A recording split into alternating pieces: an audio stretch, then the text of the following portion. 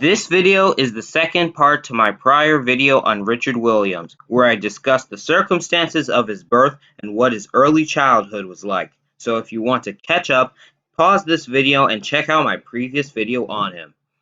So hey guys, I just want to say that I am really enjoying making these videos on Richard Williams' life.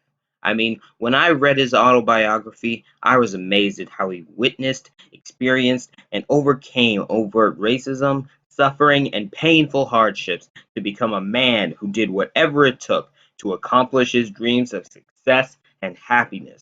So I implore anyone who wants to know more about Richard Williams to read his book, The Way I See Things, Black and White. Now let's begin. Hey guys, my name is Mr. Spark and this is the Black Homeschool Guy. Everyone knows about Venus and Serena Williams, the greatest female tennis players of all time. But to know how they became who they are, you must know their father, Richard Williams, and how he overcame the racist beatings and economic misfortunes of the ghetto to coach them into tennis icons.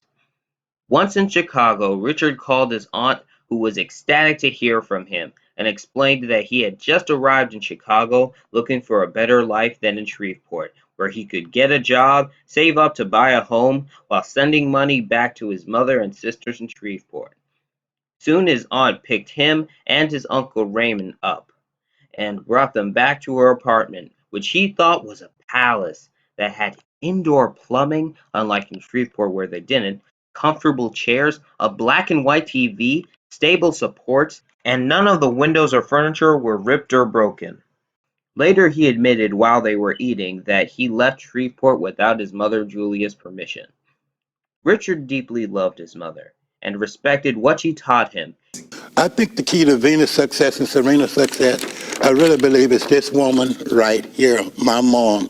My mom made me make a commitment to be better than anyone else. Even if he initially disagreed with some of her ideas on life. For instance, she told him whenever he talked about leaving Shreveport, no matter where you go in America, it will be the same as Shreveport, because she wanted to keep him safe and unharmed by having him do jobs or take actions that wouldn't upset any white people.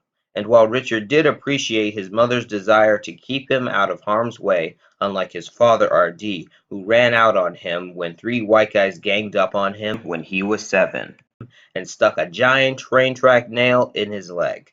He truly believed that he was meant for greater things than being a cotton picker or a janitor. Later that same dinner, his uncle Raymond asked him if he wanted to work with him at his construction job, which Richard happily agreed to do immediately. Soon he was working from 7 a.m. to 4 p.m., and for the first time he experienced the cold winter, something he had never experienced in hot Louisiana.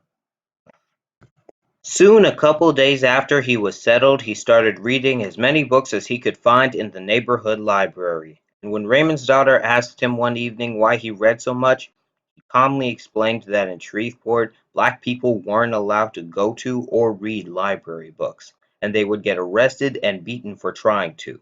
To enunciate that, black people back then weren't allowed to read and would get beaten for trying to. Man, am I thankful that I have the privilege of being able to read books. The reason white people didn't want them to know how to read was so they couldn't vote, at least in the South, which is why he promised himself to read an entire book every 3 days, so he could expand his view of the world and become more knowledgeable about the things he thought he could use to help him in his life. He also said that he wanted to make a difference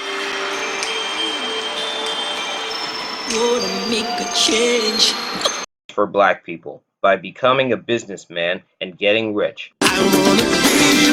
But when he looked at his uncle's face after saying that, something was off about it. While Raymond did say he supported him, he realized Raymond didn't really believe that. Chicago was a place where you could do anything, and when he realized what his uncle's face reminded him of, it was his mother's, a face full of fear, content with being less than the white man. And he realized his mother was right, that no matter where he went, it would be the same as Shreveport. It would be racist. And to quote him, while Chicago does look like a great place to live, looking through the lens of Shreveport, compared to the white people living there, they had nothing. And just like in Shreveport, blacks were poor and at the bottom. Even the things Raymond and other blacks from Chicago would brag about, like having multiple cars, while in Shreveport most didn't even have one car, the truth was many times the cars they bragged about were falling apart and would never run again, or instead broke down a lot, like his uncle's car.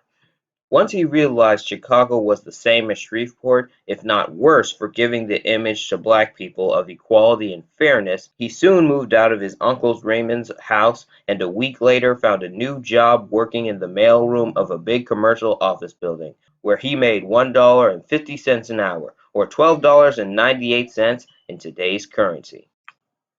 While he was there, he worked harder than any of his fellow employees and got promoted twice over the course of 9 months.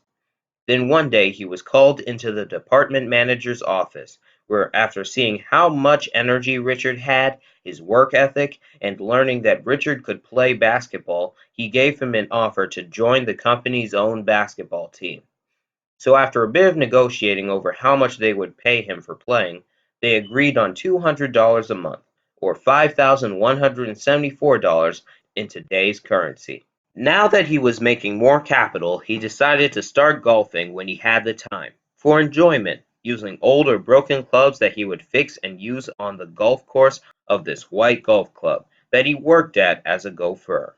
And one night, while he was playing, he met a white man who made a bet with him, where if he lost, Richard would get his car. So when Richard beat him, he was mad and attacked him, but Richard managed to hit him with a club, and then he took the car out for a spin, not once thinking that the car wasn't his, because in the South, whatever the white man stole from you was his, and if the black person managed to steal something from a white person, it was theirs. After which he got into trouble with the police.